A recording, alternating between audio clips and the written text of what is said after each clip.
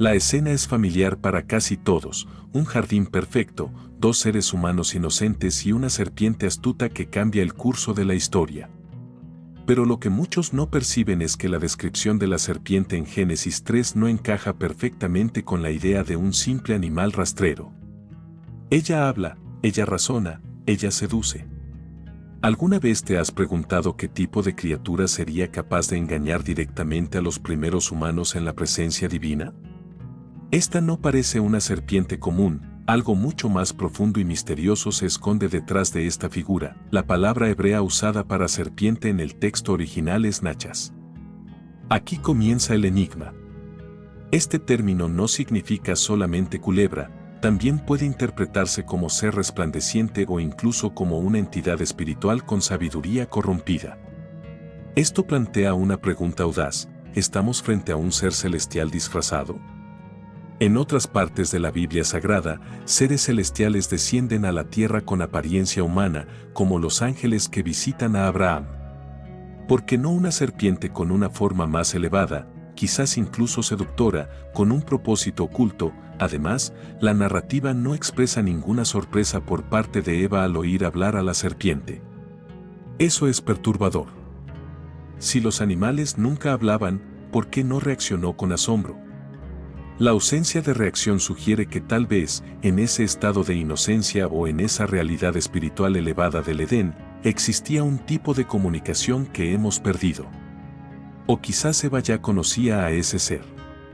No era simplemente una criatura del campo, sino alguien o algo que tenía presencia, influencia y una apariencia no necesariamente animal, un ser que caminaba, que poseía inteligencia, que cuestionaba órdenes divinas. ¿Te resulta familiar? Diversos estudiosos señalan que el texto hebreo da lugar a imaginar a la serpiente como un ser que caminaba, que tenía extremidades, quizás incluso alas. La maldición que Dios impone sobre ella, sobre tu vientre andarás, sugiere una transformación. Es decir, antes de eso, no se arrastraba. ¿Qué era antes de la caída? Un querubín, un vigilante caído, un ser que se atrevió a cruzar los límites entre el cielo y la tierra para sembrar duda y rebelión. Si esto es verdad, no estamos ante un simple animal, sino ante una figura híbrida, parte criatura, parte entidad espiritual, cuya misión era sabotear el plan divino. Y si es así, ¿acaso actuó por voluntad propia? ¿O había algo o alguien detrás de ella, moviendo las piezas en el tablero del Edén? Esta es una de las curiosidades bíblicas que nos invita a explorar los misterios de la Biblia y las historias bíblicas que definieron el destino de la humanidad. Tras el acto de desobediencia en el Edén, Dios pronuncia palabras que resonarían a lo largo de toda la historia de la humanidad. Pero, ¿qué fue exactamente lo que le dijo a la serpiente? La maldición pronunciada no es solo una penalidad, es un enigma envuelto en simbolismo y misterio. En Génesis 3, 14-15, Dios declara: por cuanto hiciste esto, maldita serás entre todas las bestias, sobre tu vientre andarás, y polvo comerás todos los días de tu vida. Suena como un castigo físico, pero enseguida dice algo aún más extraño: y pondré enemistad entre ti y la mujer, y entre tu simiente y la simiente de ella, ésta te herirá en la cabeza, y tú le herirás el talón. ¿Qué significa eso? Este pasaje es llamado por los estudiosos el protoevangelio o el primer evangelio, por contener una profecía velada sobre la futura victoria del descendiente de la mujer, interpretado como el Mesías, sobre el mal, representado por la serpiente. Sin embargo, el texto habla de una simiente de la serpiente, una línea, una descendencia. Eso es perturbador. ¿Sería solo una metáfora del mal espiritual, o hay algo más literal oculto en ese versículo?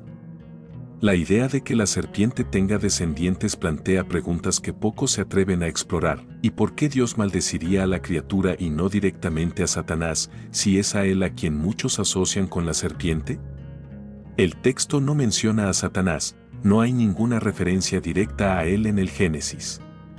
Esto sugiere que la serpiente, aunque poseída o influenciada por algo mayor, es tratada como un ser autónomo, con voluntad propia y responsabilidad directa por sus actos. El castigo es personal, no simbólico. Y más aún, Es un castigo que transforma su naturaleza, andar sobre el vientre y comer polvo, pero, ¿qué implica exactamente eso? Si la serpiente era antes un ser que caminaba, quizás erguido, con extremidades o alas, entonces la maldición la rebaja, reconfigura su cuerpo. ¿No sería esa transformación algo más que física? ¿Una caída de estatus, de gloria? Como Lucifer arrojado del cielo, la serpiente también sufre una caída, pero mientras la caída de Lucifer es celestial, esta es terrenal. Y lo que es aún más chocante, permanece viva. Dios no la destruye, la condena a existir, silenciosa, arrastrándose, pero viva, esperando, observando. La pregunta que se levanta es inquietante: si aún vive, ¿dónde está ahora? ¿Habrá dejado descendencia? ¿O quizás se oculta ella misma entre las sombras de la historia sagrada? Esta es una de las profecías bíblicas más profundas, una revelacoes divinas que nos habla de la salvacao e redencao a través de la simiente de la mujer, Jesús Cristo, y de la continua lucha contra los anjos y demonios. Una de las escenas más desconcertantes de todo el Génesis es la conversación entre Eva y la serpiente. No solo el diálogo en sí, sino la naturalidad con la que ocurre. La serpiente habla, cuestiona, argumenta, y Eva responde sin susto, sin vacilación. Es como si fuera algo absolutamente normal. Pero, ¿realmente lo era? Los animales parlantes no son una realidad en la narrativa bíblica. Entonces, ¿por qué justamente en este momento crucial sucede eso? La respuesta podría estar no solo en lo que se dijo, sino en lo que se calló, en los misterios que la tradición prefirió ocultar. La tradición judía, a lo largo de los siglos, intentó dar sentido a este episodio. Algunas interpretaciones rabínicas antiguas sugieren que los animales en el Edén poseían niveles más elevados de conciencia e incluso lenguaje. Otras defienden que la serpiente era más que un animal, tal vez una criatura de otro nivel espiritual, un ser con atributos angelicales. Pero existe una tercera vía, aún más sombría: la serpiente fue usada, poseída por un espíritu maligno, una marioneta en manos de un poder mayor. Si ese fuera el caso, estaríamos ante el primer caso de posesión en la historia bíblica. Lo que muchos ignoran es que en diversas culturas antiguas del Medio Oriente, las serpientes eran vistas como mensajeras entre los mundos, símbolos de sabiduría, pero también de engaño. Habitaban el umbral entre el mundo visible y el invisible. La Biblia Sagrada no escribe en el vacío, dialoga, contesta y, a veces, adapta elementos de esas culturas. Y aquí, la figura de la serpiente adquiere contornos más oscuros. No es solo un animal que habla, sino un emisario de otra dimensión. Conoce las palabras de Dios, cuestiona sus intenciones, retuerce la verdad con una precisión escalofriante. Lo que más intriga, sin embargo, es el silencio posterior de la Biblia Sagrada sobre esa habilidad de hablar. Ninguna otra serpiente habla, ningún animal actúa con tal astucia. Eso sugiere que la serpiente del Edén era única, un ser que, tras el castigo, perdió su capacidad o fue silenciado a propósito por algo mayor. La voz de la serpiente fue el instrumento de la caída, y tal vez por eso su palabra fue expulsada de la creación. Pero, ¿y si esa voz aún resonara de otra forma? ¿Y si encontró nuevos medios para expresarse, lenguas humanas, filosofías, sistemas? Tal vez la serpiente nunca dejó de hablar, solo cambió su forma de susurrar. Esta es una de las curiosidades bíblicas que nos lleva a explorar los misterios de la Biblia y la naturaleza de los anjos y demonios en las historias bíblicas. La idea de una serpiente que habla nos lleva inevitablemente a un dilema: ¿acaso hablaba por sí misma o era simplemente el canal de algo mucho más peligroso y antiguo? La posibilidad de una posesión demoníaca no es nueva en el escenario bíblico. En el Nuevo Testamento, por ejemplo, Jesús Cristo expulsa demonios que hablan a través de personas. Pero aquí, en el Edén, lo que vemos es un animal, o un ser que parece un animal, articulando ideas complejas, desafiando directamente al Creador. ¿Sería posible que la serpiente haya sido utilizada como vehículo de una presencia invisible, algo que la Biblia Sagrada no nombra directamente pero que muchos intuyen desde tiempos antiguos? La tradición cristiana, especialmente después del siglo I, empezó a asociar la serpiente con Satanás. Aunque esto no se declara claramente en el Génesis, en Apocalipsis 12:9 surge la conexión más directa: el dragón, la serpiente antigua, llamada el diablo y Satanás. Es aquí donde las piezas comienzan a encajar de forma siniestra. La serpiente no sería simplemente un animal malicioso, sino una forma camuflada del propio adversario de Dios, o peor aún, una de sus formas favoritas para engañar. Si es así, debemos revisar el Edén con otros ojos. Eva no estaba hablando con un reptil, estaba ante un ser espiritual disfrazado, un antiguo maestro del lenguaje. Ese lenguaje prohibido con el que habla la serpiente no es simplemente una habilidad comunicativa, es un arte oscuro, una forma de manipulación, de seducción intelectual. No ordena a Eva que desobedezca, sugiere, cuestiona, siembra la duda: ¿de veras dijo Dios eso? Esta estrategia sutil es tan eficaz que cambia el destino de toda la humanidad. Y eso nos revela algo aterrador: la serpiente conocía la mente humana mejor que los propios humanos, y si hablaba con tal fluidez, ¿sería esa la primera vez que se comunicaba así? Muchos textos apócrifos y tradiciones antiguas hablan de seres celestiales que descendieron a la tierra y enseñaron a los hombres lenguas, ciencias, misterios. Es posible que la serpiente fuera uno de ellos, uno de los llamados vigilantes mencionados en el libro de Enoc, o quizás una criatura única, creada con un propósito específico y luego corrompida por algo aún más profundo.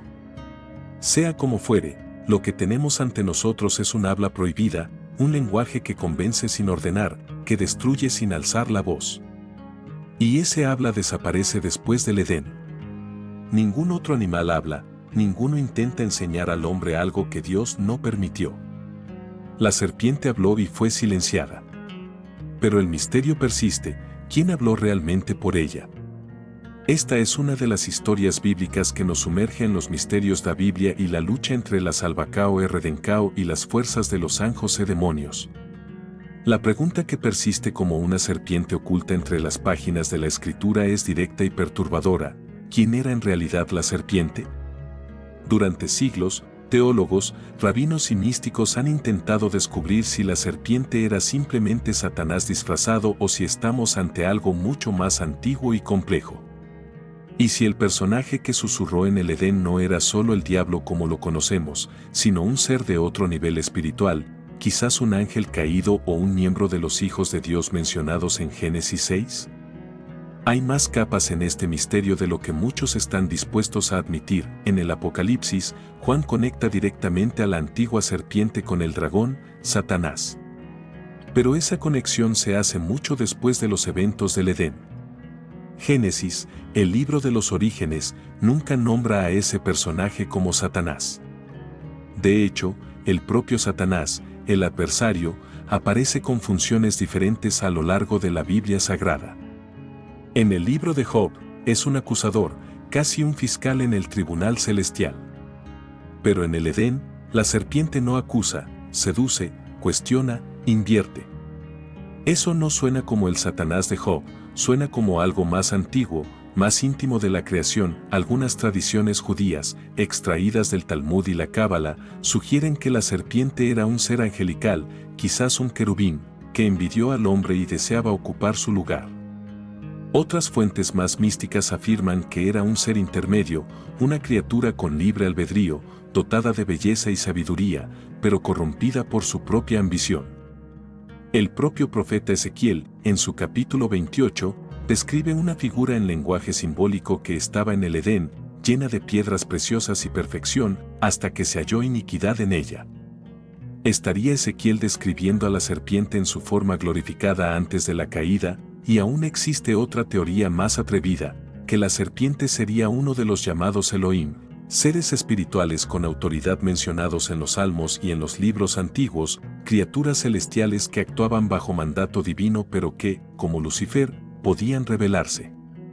Si la serpiente fuera uno de ellos, el Edén no sería solo un jardín, sino el campo de batalla inicial entre la luz y las tinieblas. Así, quizás la serpiente no era Satanás como lo conocemos hoy, sino un precursor, un instigador del caos, un ser que, al introducir la duda en el corazón humano, abrió una grieta entre los mundos. Y por eso fue transformado, condenado, pero jamás destruido. Esta es una de las curiosidades bíblicas que nos invita a explorar los misterios de la Biblia y la compleja naturaleza de los ángeles y demonios en las historias bíblicas. Tras el acto de rebelión y la maldición divina, la serpiente simplemente desaparece del texto. Ya no se menciona en el resto de la narrativa del Génesis como un personaje activo. No vemos que su destino sea concluido, no hay mención de su muerte, de su encarcelamiento ni de su paradero. Es como si se hubiera deslizado por las páginas de la Biblia Sagrada y se hubiera escondido entre sus silencios. Y lo más asombroso, ninguna predicación común se dedica a esa desaparición. ¿Por qué? A donde fue la serpiente después del Edén, el texto bíblico afirma que fue maldecida a arrastrarse y comer polvo todos los días de su vida. Pero, ¿cuánto tiempo es eso? La serpiente, como figura mitológica y espiritual, tiene el hábito de resurgir en otros momentos de la Escritura de forma simbólica, como en Números 21, cuando Moisés levanta una serpiente de bronce en el desierto, o en el Apocalipsis, como el dragón rojo.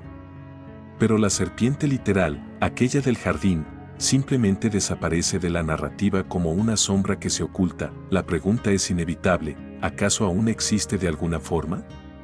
La tradición apocalíptica cree que algunos seres caídos fueron aprisionados, como se relata en el libro de Enoc, criaturas lanzadas a abismos profundos en espera del día del juicio. ¿Y si la serpiente, por su naturaleza espiritual, hubiese sido sellada en un lugar oculto, un abismo del que espera emerger nuevamente?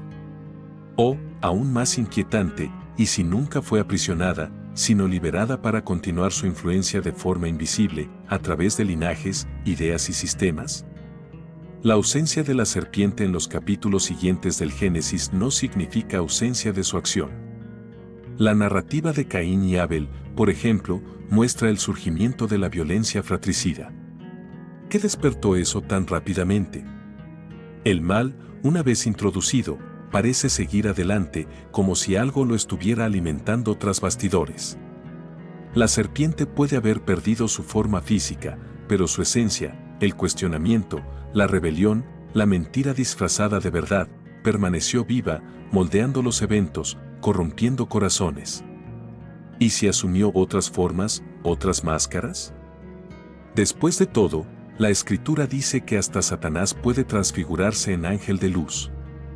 ¿Quién garantiza que la serpiente no continuó entre los hombres, ya no como un animal, sino como un espíritu de engaño, una presencia silenciosa que atraviesa generaciones, intocable, innombrada, pero siempre presente? Si la serpiente fue maldecida pero no destruida, y si su simiente fue mencionada directamente por Dios en Génesis 3:15, entonces no estamos simplemente ante un misterio simbólico, sino ante una línea oculta que atraviesa la historia. La llamada descendencia de la serpiente es uno de los conceptos más olvidados o ignorados por la tradición. Al fin y al cabo, ¿cómo entender la idea de que una serpiente, ya sea literal o espiritual, pudiera tener descendientes? ¿Estamos tratando con criaturas físicas o con un legado invisible, una herencia espiritual que se propaga a través de la sangre, las ideas o las decisiones? La palabra simiente en hebreo, sera, se usa para una descendencia literal, pero también simbólica. Cuando Dios habla de la simiente de la mujer y de la simiente de la serpiente, está delineando dos linajes en rumbo de colisión, uno orientado hacia la salvacao y redencao, otro hacia el caos. A partir de ahí, los estudiosos comenzaron a identificar estos linajes en la historia bíblica. Caín, el primer asesino, fue visto por muchos como perteneciente a la descendencia de la serpiente, no solo por su crimen, sino por la manera en que rechaza la corrección divina. En el Nuevo Testamento, el apóstol Juan dice que Caín era del maligno, lo que refuerza esta conexión. Pero, ¿será que esa descendencia continuó? Y si es así, ¿dónde está? La Biblia Sagrada muestra, desde Génesis hasta Apocalipsis, dos grupos en constante tensión, los que siguen a Dios y los que se rebelan. La Torre de Babel, los cananeos, los filisteos, potencias como Egipto y Babilonia, todos aparecen como representantes de la oposición al plan divino. ¿Serían ellos descendientes espirituales de la serpiente? O habría escondido entre los pueblos y reinos un hilo literal, un linaje genético que remonta a aquel ser que caminaba en el Edén. Algunas tradiciones místicas sugieren que la serpiente, después de la caída, corrompió el ADN humano. Esta idea, por más fantástica que parezca, resuena en textos como Génesis 6, donde los hijos de Dios toman mujeres humanas y engendran gigantes, una mezcla prohibida.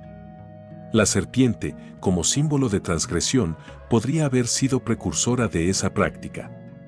Sus simientes, entonces, no serían solo sus hijos directos, sino todos aquellos que abrazan el espíritu de la rebelión, de la mentira, de la negación de la verdad divina. Estos descendientes, dice la tradición, no llevan placas de identificación. Se mezclan, viven entre los justos, muchas veces parecen inofensivos, pero siguen un impulso diferente, un llamado antiguo que se remonta al susurro de la serpiente. La descendencia de la serpiente no está en los ojos, está en las intenciones. Y puede estar más cerca de lo que imaginamos. Esta es una de las curiosidades bíblicas que nos invita a discernir entre los ángeles y demonios y a entender la profundidad de las historias bíblicas sobre la lucha entre el bien y el mal. Cuando observamos más de cerca la enigmática frase de Génesis 3:15, pondré enemistad entre ti y la mujer, entre tu descendencia y la descendencia de ella, se abre un nuevo abismo ante nuestros ojos. Dios no solo menciona que la serpiente tendrá una simiente, sino que esa simiente será enemiga natural de la descendencia de la mujer. Y la pregunta que resuena por los corredores de la historia sagrada es, ¿quiénes son esos hijos de la serpiente? ¿Dónde están? ¿Y por qué la Biblia Sagrada, después de mencionarlos, parece cubrirlos con un velo de silencio? Antiguas teorías, muchas de ellas mantenidas al margen de la tradición oficial, sostienen que la serpiente sí tuvo una descendencia literal. Algunas corrientes gnósticas e incluso ciertos círculos místicos judíos sugieren que Caín no fue solamente hijo de Adán, sino fruto de una unión prohibida entre Eva y el propio espíritu de la serpiente. Una idea audaz, sí, y sumamente controvertida, pero que resurge en diversos textos no canónicos, como en los fragmentos del libro de Adán y Eva. Si esto fuera verdad, entonces la línea de Caín llevaría en su sangre no solo la marca del pecado, sino la naturaleza de la rebelión primordial. ¿Y por qué esta posibilidad sería tan peligrosa como para haber sido silenciada? Porque implicaría que el mal no es solamente una elección externa, sino una herencia interna, una transmisión espiritual que fluye como un río subterráneo entre generaciones. La Biblia Sagrada dice que Caín fundó ciudades, tuvo descendientes que dominaron las artes, la metalurgia, la música y la violencia. La línea de Lamec, su descendiente, muestra al primer hombre polígamo y al primero en jactarse de un asesinato. Un patrón oscuro emerge, como si algo, de hecho, estuviera siendo transmitido, pero los ecos de esa línea no terminan ahí. Jesús Cristo, en Juan 8:44, declara a los fariseos, «Vosotros sois de vuestro padre el diablo». Una afirmación impactante. No habla metafóricamente, habla de una afiliación espiritual, una herencia que va más allá de la carne. En otro momento, Juan el Bautista llama a los religiosos raza de víboras. ¿Por qué estas expresiones vinculan directamente a las personas con la imagen de la serpiente? ¿Qué clase de linaje es este que se manifiesta en acciones, actitudes e intenciones ocultas? Estos hijos ocultos de la serpiente no se identifican por apariencia, sino por una esencia interior. La Biblia Sagrada puede no nombrarlos abiertamente, pero sus frutos los delatan. Son aquellos que, a lo largo de la historia, resisten la luz, distorsionan la verdad, rechazan la justicia. Y así, la simiente de la serpiente sigue viva, no como un mito del pasado, sino como una presencia real, invisible pero operante. Esta es una de las historias bíblicas que nos sumerge en los misterios de la Biblia y la lucha constante entre la Salvacao e Redencao y las fuerzas de los ángeles y demonios. Mientras la serpiente del Edén parece haber sido silenciada en las páginas iniciales de la Biblia Sagrada, resurge con toda su fuerza en su último libro, el Apocalipsis. Pero esta vez no es una simple criatura reptante, regresa en forma de dragón, un ser colosal, una entidad con 7 cabezas y 10 cuernos, capaz de engañar a naciones enteras. Apocalipsis 12:9 no deja lugar a dudas, y fue expulsado el gran dragón, la serpiente antigua, que se llama Diablo y Satanás, el cual engaña al mundo entero. Lo que antes era un susurro en el Edén ahora es un rugido al final de los tiempos. La serpiente no fue olvidada, solo estaba esperando. El Apocalipsis nos muestra que esta entidad ha estado activa por eras. Persiguió a la mujer que estaba por dar a luz al Mesías, hizo guerra contra los santos, operó señales, inspiró el surgimiento de la bestia y de la Babilonia espiritual. Todo indica que la serpiente no solo sobrevivió, sino que se transformó, maduró su estrategia, amplió su influencia, extendió sus tentáculos. De engañadora de una pareja, pasó a ser manipuladora de multitudes. Su veneno ahora es ideológico, espiritual, político. Y más aún, sabe que su tiempo se acaba. La descripción de la guerra en el cielo, donde Miguel y sus ángeles luchan contra el dragón, no es solo un evento celestial, es un reflejo de una guerra antigua iniciada en el Edén. La serpiente que antes engañó con palabras sutiles ahora se revela en su forma plena, un dragón expulsado pero furioso, que sabe que su fin se acerca. Y es precisamente ahí donde la profecía adquiere un nuevo matiz. Si fue vencida en los cielos, ahora busca venganza en la tierra. Persigue, engaña, corrompe, y lo hace mediante figuras humanas, reyes, falsos profetas, sistemas. Todo con un mismo objetivo, alejar a los hombres de Dios, pero la profecía también anuncia su fin. En Apocalipsis 20, es lanzada al lago de fuego. No hay ambigüedad, el juicio final es seguro. La serpiente que entró sigilosamente en el jardín será expulsada para siempre de la creación. Su final será tan definitivo como sutil fue su entrada. Sin embargo, hasta entonces, aún actúa, aún seduce, aún habla, ya no con voz audible, sino a través de las voces que hoy resuenan en el mundo. Lo que el Apocalipsis revela es que la serpiente no es solo parte del pasado, sino del presente y del futuro. Su presencia es cíclica, aparece donde hay tentación, donde hay caída, donde hay promesas rotas.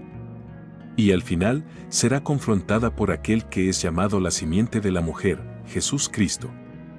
Esta es una de las profecías bíblicas más importantes, una revelaciones divinas que nos muestra la culminación de la lucha entre el bien y el mal, y la victoria final de la Salvacao e Redencao. La serpiente del Edén es uno de los personajes más emblemáticos de la narrativa bíblica y, aún así, su rastro desaparece casi por completo justo después del episodio de la caída. ¿Por qué la Biblia Sagrada, tan detallada en otros aspectos, opta por un silencio tan profundo sobre el destino de esta figura? Es como si un velo hubiera sido arrojado sobre ella, no para olvidarla, sino para ocultarla. Un silencio que, paradójicamente, grita misterio. Es posible que ese silencio sea intencional, una invitación a la búsqueda, a la reflexión, a la percepción de que no todo está dicho claramente. La Biblia Sagrada habla por imágenes, símbolos, repeticiones, y la serpiente, aunque silenciosa en el texto, resurge como sombra, como arquetipo del engaño, como espíritu de oposición a la verdad. Su ausencia literal se transforma en presencia simbólica, pero, ¿por qué no se habla más de ella directamente? Una hipótesis es que la identidad de la serpiente y su actuación continua son demasiado peligrosas para ser tratadas superficialmente. Si el lector común conociera su historia completa, sus métodos, su linaje, tal vez se obsesionaría con ella o, peor aún, se sentiría fascinado. Hay algo en la figura de la serpiente que siempre ha ejercido atracción sobre el ser humano, presenta el saber prohibido, el poder oculto, la promesa de llegar a ser como Dios. Tal vez el silencio sea un escudo, una forma divina de evitar que volvamos demasiado nuestros ojos hacia las tinieblas y no hacia la luz. Otra posibilidad es que el silencio se deba a la naturaleza espiritual de lo que está siendo descrito. La serpiente no es solo una criatura, sino una realidad espiritual viva. Se camufla, se adapta, se esconde detrás de máscaras culturales, religiosas, incluso ideológicas. Y por eso la Escritura la menciona cuando es necesario, pero nunca la define completamente. No debe ser comprendida con los ojos, sino discernida con el espíritu, pero el silencio también sirve a otro propósito, provocar, despertar la sed de respuestas, invitar al lector a investigar más allá de lo obvio. La serpiente del Edén fue maldecida, pero no destruida, fue silenciada, pero no extinguida. Habita entre líneas. Su legado persiste en las decisiones humanas, en las estructuras del mundo, en los sistemas que se oponen al reino de Dios. Y es ahí donde reside el mayor misterio, la serpiente que desaparece del Génesis reaparece en el Apocalipsis. Lo que comenzó con un susurro termina con un rugido. El ciclo se cierra, pero hasta ese momento final, ella permanece al acecho, escondida no solo en las sombras del texto bíblico, sino en las del corazón humano. Esta es una de las curiosidades bíblicas que nos invita a explorar los misterios de la Biblia y la constante lucha entre la Salvacao e Redencao y las fuerzas de los anjos y demonios.